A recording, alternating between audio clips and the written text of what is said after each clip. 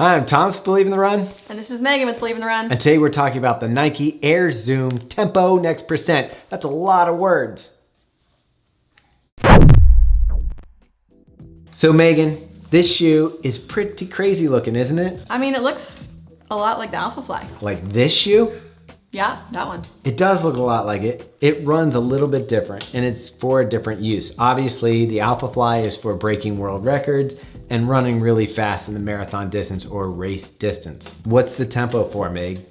The Tempo is supposed to bridge the gap between race day and everyday running, and it's sort of your daily trainer, but more for the fast paces. So really what this shoe is supposed to be for is getting you the extra efficiency that an Alpha Fly gives you, but adding it to your daily training and your tempo runs. Nike put it out there that this is for daily training. If you watch their marketing videos, if you look at that, they kind of say, hey, you can use this every day.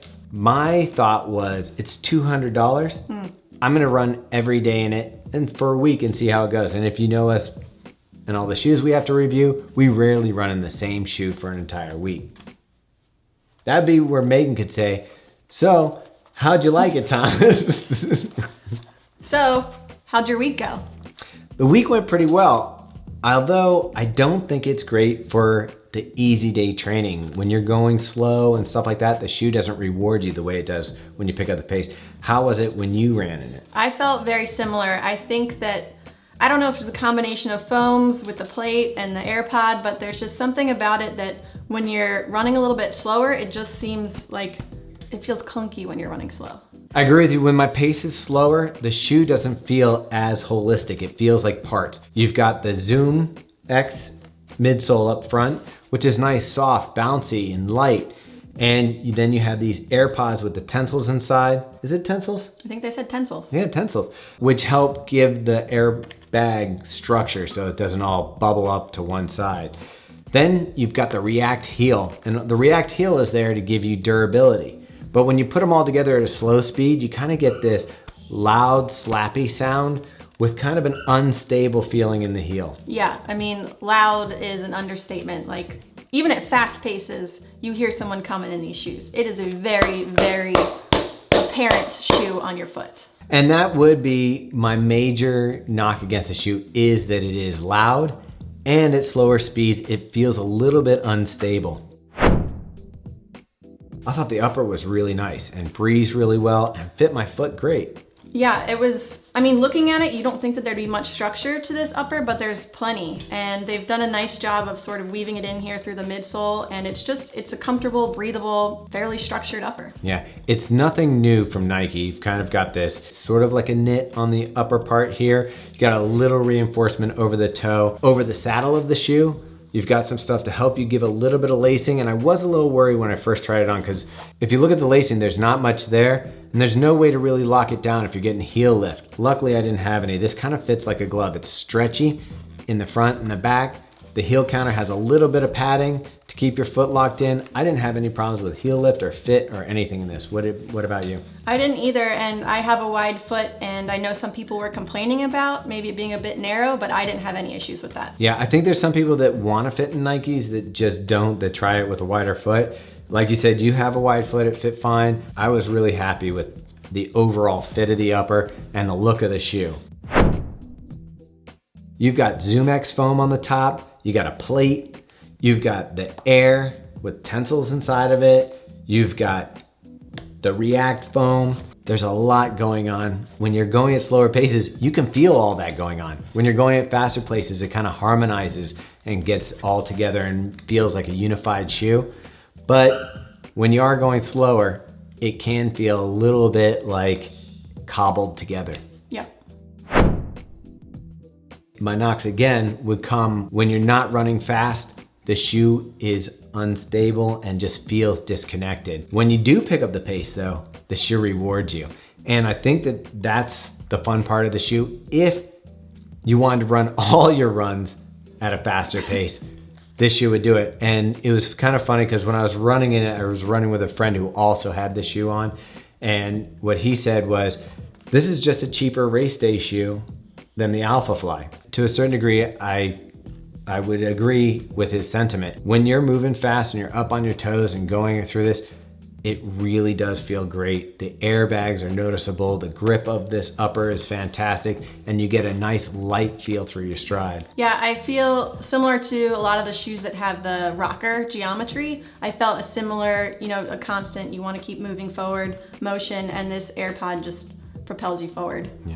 So Nike's saying this is more durable, it's gonna last you longer, you can use it for the daily training, you can use it for your tempo runs, but what I really feel like you would have to mix this shoe in with the Pegasus or a daily trainer, then have this for maybe your speed work during the week and save this bad boy for races. But if you do that, you're looking at a pretty hefty price tag for your running.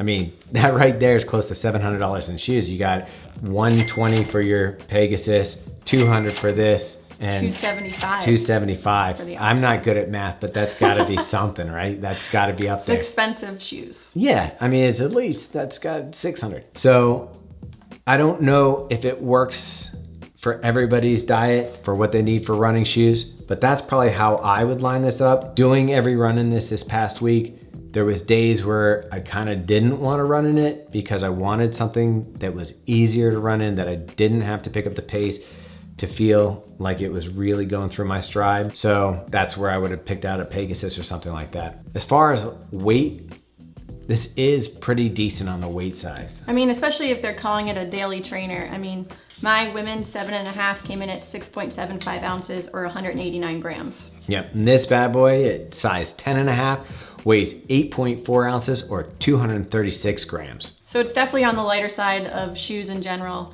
especially with all of this technology they have going on. It's pretty impressive. Yeah, and I don't want to call $200 an affordable race day shoe because it's still kind of crazy, but if you can't get a hold of the Alphafly, you can't get a hold of the Next Percent, you just want to try a Nike shoe that makes you feel good when you're running fast, I like the Tempo for that. I would agree. So as far as making the shoe durable, it's got a lot of rubber on the outsole. Obviously the React foam is a little more durable than the ZoomX. So with having that on the back here and having a full coverage of rubber, the shoe is gonna last a little longer. So maybe the price, yeah, well, it is $200. I mean, you're getting hundreds of miles out of this. Yeah. Now, a lot of reviewers gave this mixed reviews, and I do think it's one of those shoes that's going to be polarizing. I mean, first off, it's Nike. It's got all these different technologies in it. You've got 2 foams, airbags, rubber outsole, mesh upper. It's got a lot going on. It's not going to work for everybody. It's certainly not going to work for people who want a daily trainer, I don't think. This is a special shoe.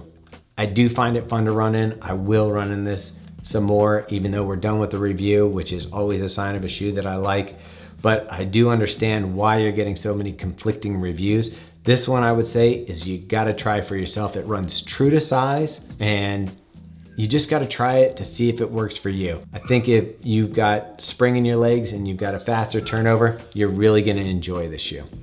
Yeah, I think if you're saving this shoe for your workouts or your fast days, you're gonna enjoy it. Thanks for watching. Hopefully you liked it. Give us a thumbs up, subscribe to the channel. Also, check us out on Instagram. We have a Facebook group, we have a Strava group. Anywhere that you wanna connect it to our running community, we make it easy for you, right, Meg? That's right. We also just launched a podcast, so if you wanna hear us out on the run, I forgot check about us the out. podcast. The Drop. Yeah, it's awesome. You should check it out. It's very exciting. I like listening to it. I listen to it on the run. Okay. And then I give myself tips. And I'm gonna go. All right. Goodbye. Bye.